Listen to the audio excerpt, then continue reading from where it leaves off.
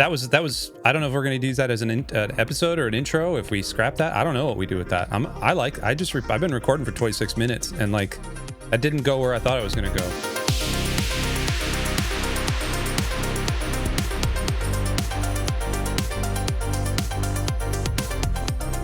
So yeah, the sticky is Lord of War mixed with Letterkenny, I think.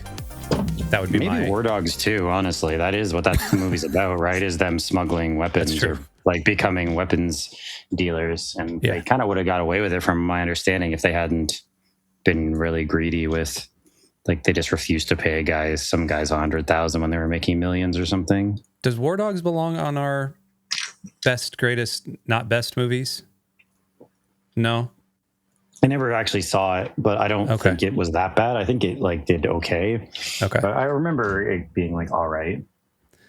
Jonah Hill. Can we talk about Jonah Hill for just a second? Sure, yeah. He's undergone quite a transformation. He has. I don't know if I've seen him in anything since his transformation. I have, and I'm trying to recall. Was it The Studio? Maybe with Seth Rogen? The Studio with Rogen, yeah. Was that HBO? No, Apple TV. Apple TV. He looks sickly, it feels like. He's doing like the Ariana Grande, Cynthia Erivo, like that. Is it the Ozempic, like the Ozempic kind of look? It feels like that. It feels very much like that. And I don't know how. Hey, if it's okay to lose a whole bunch of weight, but like make sure you do it in a healthy way. That's a PSA, folks. I mean, making a list of the comorbidities of being obese would probably take more time than we would have to list if we just started listing them at the beginning of the episode and spoke for an hour. So like, no, you're not wrong. Like, yes, ideally speaking, you should. If you have a lot of weight to lose, though. Yeah, that's true. And he did lose the weight, and then, obviously don't starve yourself, whatever. Try not to make your problems worse when you're trying to lose weight. But like, that's when people talk about the side effects of Ozempic, and I've never taken it. Like, I'm losing weight. I've done it without it. But if I don't consider that necessarily like a badge of honor, if someone needs to use it to lose some weight, then use it. Like, I have. Because the side effects of obesity are much greater in most cases than the side effects of something like Ozempic. I have no problems with GLP-1, GLP-2, GLP-3s, none of those. I actually think peptides, I think all of those things are, they are going to enhance, like the research there is going to enhance human lifestyle for the next 50 years in ways that are not yet determined. Like, I've done a lot of research on them. Like, I'm extremely positive on that type of medication.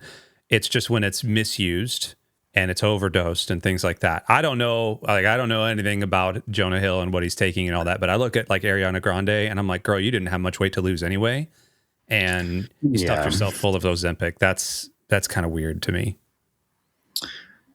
Yeah, I mean, people are going to do what they're going to do, but if I was advising someone and they had like 10 pounds to lose, like they just wanted to trim down a bit, I think you can accomplish that. I don't think you need to use a medication like that to do that. If you have 100 pounds to lose, then, go for it. Yeah, it's probably going to be beneficial. And they're also pretty significant anti-inflammatories as well. Yes. Which obesity also causes an enormous amount of inflammation in your body. Yeah, and it helps. Like, they get criticized heavily, and as you say, I think they are being abused, but I think they're probably doing a lot of good, tons of good. So, yep, yeah, no, I'm peptide positive when it comes to actually using them in the manner that they and should the be newer used ones are supposed to be better too. Yes. Like Ozempic is a GLP-1, but there's GLP, like there's 3. We're up to Retatratide. Retatratide, which is a triple agonist, right?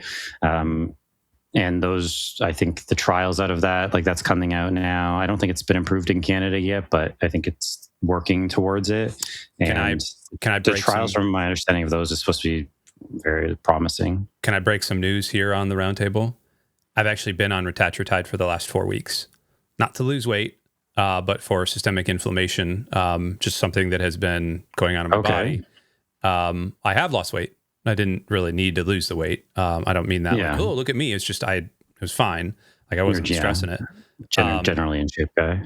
Well, I'm an idiot about running and all that other stuff. Like I just... Well, you're committed. You're very fitness conscious and committed to that. Like you make a point of doing that regularly. So that's all. Yeah. Yeah. But actually I'm going on my 5th week of it now, and it's been great. It's been like, I can see why these things are so popular. And I can see how you could get addicted to watching a number fall on a scale. Cause I dropped 7 pounds in 3 weeks without even trying. Like I didn't do anything. Now, 4 or 5 of that was probably water weight, but I didn't do anything. My appetite has been wrecked. And that's the most. I mean, well, that's at least what GLP-1 does, right? Yes. It's mostly it reduces your appetite. Yeah, I don't remember what the 3 is. It's GLP-1, then a glucagon, and then I think another one. It's a GLP, a GIP, and then a glucagon. That's the triple agonist. And so those 3 in concert, what this is supposed to do is the more carbs you burn, the more it activates the glucagon burning whatevers. I don't eat a whole lot of carbs anyway, but like I can definitely tell. And it slows digestion. That's the GIP, sort of GLP thing. And so I've noticed that. But what I have actually also noticed is that I've had a lot more brain clarity as I'm stumbling over my words. Like my brain fog has gone away.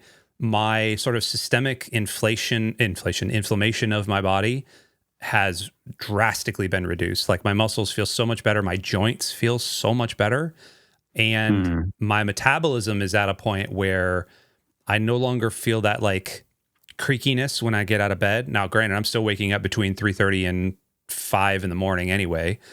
But I used to be like I would get out and I'd feel creaky and achy and nope, I'm up and I'm like, hey, let's go. And then when it's time to go to bed, it's like it's sleep time. So the thing that scares me about these type of drugs though is that, and I'm literally on a trial version of it. Like I have 2 more months to do in the trial, and then I'll report and do the whole thing. But I am afraid it's going to cause essentially like economic inequality, food distribution inequality, where the people that actually have money to afford these type of drugs that are not on insurance are going to be more in shape, and that people that can't afford it are just still going to be eating like crap. And like in the US, I don't know how it is in Canada, but in the US, we suffer from that already. Food insecurity, it's a problem around here. It's a very complicated topic.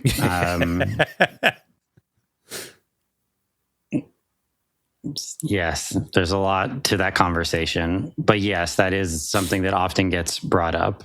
Well, I would say that topic is a little more. I think there's more to that conversation than access. Yes, that also has insurance deals a lot with that. I mean more generally in terms of food. On the drug side of it, yes. I'm talking about strictly the drug side of it. For the drug side of it, yeah, it'd be less complicated. Yeah. It would reinforce trends that already exist, though, which is that people who generally have more money tend to be healthier than people who have less money. That's the thing. That is already generally speaking the case anyway. Yeah. Although, it's interesting because now, like historically, if you had more money, people would have been more overweight, and people who had less wouldn't have been. Right. Now, obesity is just so common because our food is so high caloric and so tasty, and food scientists, and they make it to taste good, and we have so much junk food and different types of options that, kind of regardless of economic class, obesity is a real. If anything, it's almost kind of gone the other way now. Like there's probably a higher prevalence of obesity among lower income people than there is among middle class and higher income people, I would guess, at least anyway. Yep. It's a problem across wealth brackets, but like I think it probably skews more towards the lower income now. And drug wise, yeah, for sure. And it also depends. Like I don't know about in Canada because I don't know if something like that is drugs are an area that often is not covered by healthcare costs. So like, I know the whole like universal healthcare thing gets talked about in Canada, but like drugs are often something that's not covered by that. Some are, many are not. And so you generally do need separate insurance for medications. And so, Really? yes. So that's often not covered. Sometimes it's subsidized, so it's still not like as expensive as it might be in the US for some things when they, you hear about people having like some drug costs like $10,000 or something just obnoxious a month, like something just so far outside the realm of reality that is ridiculous. But no, yeah. So I don't know what it would be for that, or if insurance would cover things like that. I'm not sure what the relationship. I've never looked into it. And like I've looked into whether they're available, but I've never looked into whether they're covered really by insurance or not, or how that works. Because I don't know if they would be considered. I guess if you're diabetic, they would be considered essential. If you're not, I don't know if they would be for weight loss support. So not sure. Yeah, at least in the States, GLP-1s and GLP-2s are starting to be covered by some insurances. We've actually got somebody in the church. Yeah, for weight loss. We've got somebody in the church that I've been talking to, and they are actually on, not Ozempic. What's the GLP-2? Wegovy. They're on Wegovy. Yeah. And insurance is covering it. And so they pay a copay, but insurance is covering it. So it's way better paying $30 a month than $230 a month or whatever it would be for the medication. But their insurance is like covered it. And so they've been reporting back about their side effects and their like the weight loss. Like they lost 11 pounds in like 2 or 3 weeks. And they're genuinely healthier, and they needed it for definitely not needed it, but they were on it for weight loss. And again, systemic inflammation. And there was some other stuff that was happening there. And it's just been so cool hearing stories like that. And like, I didn't mean to turn this into a peptide podcast, but like, there's a lot of crap that people are putting in their bodies that are for research purposes only in the United States right now. I don't know how it is in Canada. But at least the things that are FDA approved and Retatratide and a couple of the others that are coming up, like they genuinely can help humanity in a way that like, I'm not all about medication and drugs and all that other stuff, but like if this thing can help people, like holy crap, man, it's a miracle drug. Yeah, I don't know if you're familiar with Dr. Mike, Renaissance Periodization, the YouTube channel. Mike Israetel, yep. Mike Israetel, and he had some controversy a little while back about stuff related to his PhD, but he's talked an enormous amount about GLP-1s, and he's kind of very bullish on them, more I think than I am. But he spoke about it almost as if it's like an elixir of life type of thing, and people were kind of clowning him, and I'm like, it's closer to that than you might think. Like, is it going to make everyone live forever? No. But like inflammation's a killer, man. And so like if you can take something that will reduce systemic inflammation without serious side effects of its own, that alone is huge. Dropping weight is huge because that adds a ton of extra inflammation if you're obese. So people even with autoimmune conditions, I wonder about applications to that, because it's not going to directly fight the condition, but it might help some of the impacts of the condition, because those often will cause serious inflammation in your body. There's a lot there. I mean, already we can see the impact that we've been talking about it. The GLP-1 has been having both positively and negatively. Ozempic has been having positively and negatively with its issues. And as the drugs get better, and like, I mean, from your reporting and from what I've heard generally about Retatratide, that it's like they're making real gains in terms of reducing the side effects, increasing the sort of positive effects, the kind of main effects of it. It's great. I mean, I debated it. I've lost about 40 pounds or so this year. It's freaking awesome. Yeah, it's been good, and I feel much better. Like I have generally more energy. It's been really good for me to do. But it's something I debate. I still have a decent amount of weight to lose, probably in terms of excess. And so I'll probably end up just doing it through what I've been doing, which is just calorie like restriction stuff. But it makes it much easier for people, especially people who have high food drive, which I don't. Like, I don't have particularly high food drive, which is a real thing. And I think people like kind of make fun of that, but it's a real thing that people have, that some people have much higher food drive than others, meaning you just get hungry more, you feel it more intensely. I eat a lot of times. My problem has often been because I eat because I'm bored. Like, I'm bored or I'm stressed, and so I would eat. Not because I'm like starving or something. Like, I'm not hungry all the time and then I would eat. I would just eat because. So if someone actually has really high food drive, something like that can help because it just crushes your appetite. And that's most of the benefit. Like, that's most of the main effect. It doesn't really cause you to lose weight by any direct effect other than it makes you less hungry, at least GLP-1s. Retatratide works through more. Yeah. It cranks avenue. That cranks up your metabolism, and it changes some brain chemistry and stuff. But yeah, by and large, it lessens the hunger pangs, the ghrelin that's happening. Yeah, and mostly, I mean, that's what GLP is, right? It's a hunger signaling hormone, right? So, yeah, so I think it's great. And I mean, I think as long as you're managing the side effects, I think as long as people are using it intelligently, and again, yeah, it's unfortunate. I think that it gets used like someone needs to drop a couple pounds, so they take that. It's like, that's not, and I get it. It can be harder to lose weight if you have less to lose potentially, but still, that's unfortunate. There's no real reason for that. Yeah. But yeah, the benefits have been awesome, and it's good to see. And I mean, we've really had there's been such an obesity crisis now for some time that it seems like there's actually something to address it, and that will largely help. But to your point, yes, how available will it be? How will it skew across income brackets? There's a big conversation there that I think is more complicated. But in terms of just, whether you're covered or not, does Medicare, Medicaid cover that? Would they cover those sorts of drugs? Probably not. I don't know. Not right now. Probably not, because if you're not diabetic, I would assume it would be classified under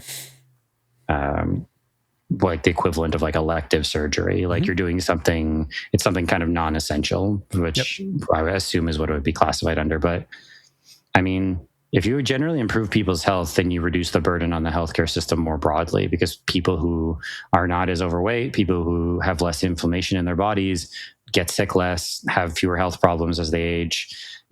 That's like a preventative measure that would benefit the system long term, because people are not going to have as many of the same types of health issues going forward that are not going to be on the system. So I think it could be wise to offer it if it's not for those people, to people who I always forget whether it's Medicare or Medicaid that's for lower income, but because I know one is for the elderly, but for lower income individuals, I think offering it would be really beneficial, because ultimately in the long term, you would probably save money, because those people are not going to have the same kinds of chronic health issues or health issues related to inflammation that will be caused over time. Yeah. Medicaid is for the lower income.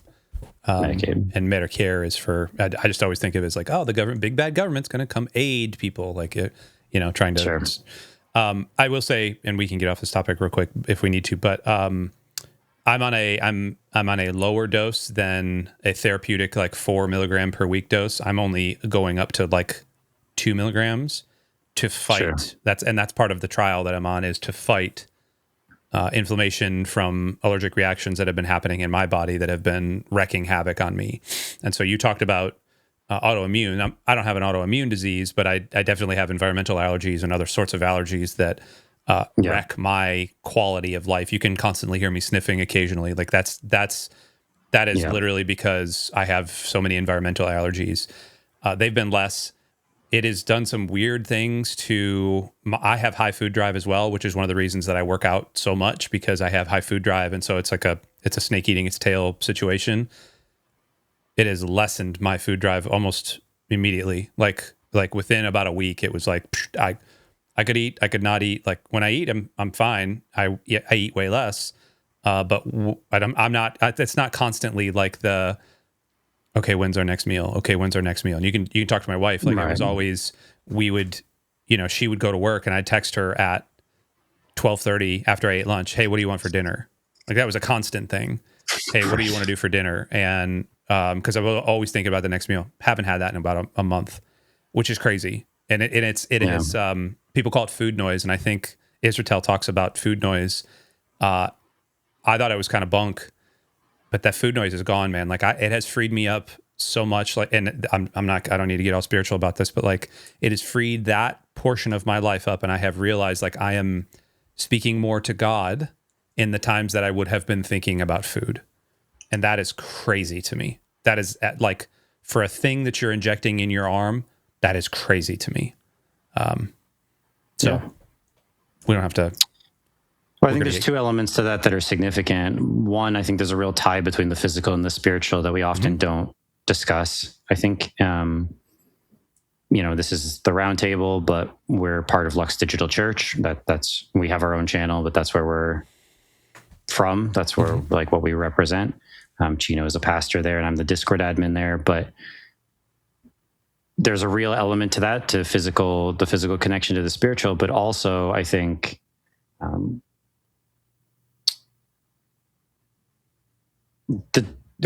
Again, there's different layers to that. I mean, because certainly there's the Christian concept of when you're dealing with things and then kind of pushing through that, in terms of focusing on your faith and pushing through with the Lord. But I think also not having distractions, like being able to eliminate things that keep us, and should they? No, but sometimes they do, right? Sometimes those things do keep us from focusing on the Lord in the way that we should be, focusing our faith in the way that we should be. And yes, we should be able to push through those things. We should be able to rely on the Lord for them, and we always can. But being able to remove some of those concerns, like I've had a real change in the last several months, physically and spiritually, and they are connected, but one also benefits the other. And it can be a positive feedback loop if you work at it. So yeah, I think there's a ton there, and kind of outside this very impromptu episode. I don't know what we're doing here. We're just talking. We're going to get canceled. So, I don't think so. I don't think we said anything. No. But there's enough. It's real life, and I mean, we talk about pop culture stuff, and that's fun, and we have fun with it. But sometimes there's real life stuff that comes through. Let me ask you this: what right now is there a stigma around any of the peptide stuff, any of the GLPs in Canada? And the reason I ask that is because there is a stigma here in the United States that a certain subset of the population, aka the right, we're just going to call it political real quick. The right tends to be a little more peptide positive than the left. And I have not been able to resolve fully why that is, other than you hear more peptides from the Mind Pump medias of the world and the Joe Rogans of the world, things like that. And people automatically assume like, oh, he's on the right, and like Mind Pump's on the right and all that other stuff. If it's true, whether it's true or not, I don't know. Like I haven't delved too far into it. Is it like that where you are, or is that just kind of like a United States phenomenon? Not that I'm aware of, but okay. I'm not really plugged in enough to that probably to know. Yeah. Along like the political lines of that, I certainly think there's a stigma that I've seen around people using GLP as like you're like cheating or something, or like, like you're doing that. So it's sort of like, you should just do it through hard work. Like, why are you taking a shortcut or this or that? And my response would be, do you not have your own problems? Like, do you not have things to worry about in your life that these are the types of statements that you would make? Like, yeah, if you can lose it without it, that's great. That's fine. I've lost the weight I've lost without it. Would it have been much easier if I had used it? Probably. And frankly, like I have had a good amount of weight to lose, but there are people who have more to lose than me. Yep. And if you have 100, like I said earlier, if you have 80 or 100 pounds to lose, can you do it without it? Sure. But if you can take something and you don't have massive side effects from it, why not get rid of the weight? Like the weight will kill you. The inflammation will kill you. Like use what you can. And again, people are different. Like I don't have high food drive, not that high, and other people don't as well. So for anyone in that boat to say to someone else, you shouldn't be using this tool, which to me is what that is, to help you because my situation is different than yours. Like, what are we doing? What? Yeah. Like some people need it. Like you have a higher food drive. We live in a world of where everything is made to be as tasty as it can be, because we have people whose whole job it is to make things taste as good as it can. Like just people, that's careers of food scientists. That's what they do, is make things taste great. Like that's tough. If you have high food drive, that's tough to live in a world surrounded by things that are high in calories and taste awesome. Genuinely it is. And I realize that's like a first world type of problem to talk about. But it is a problem, genuinely. It's hard to have that. So if you have a tool that will help you lose weight. So that's the main criticism I've seen of it, is that people act like it's cheating, or like somehow if you use a GLP-1 that it's not real, or you should have done it without it, or whatever. And I think that's nonsense. Yeah. Again, acknowledging that I think some people are using it when they probably don't need it, and maybe they're where the risks are from the side effects of it are genuinely maybe outweighing the benefit they're getting by losing a couple pounds, even with the anti-inflammatory effect. So, but for some people, do what you can, man. Drop the weight. You'll probably feel better. You'll probably have more energy. You'll probably be healthier. You'll have less inflammation. But like, that's the benefits of that. Again, it would take too long to list than with the time we have. So, yep, I agree. Okay.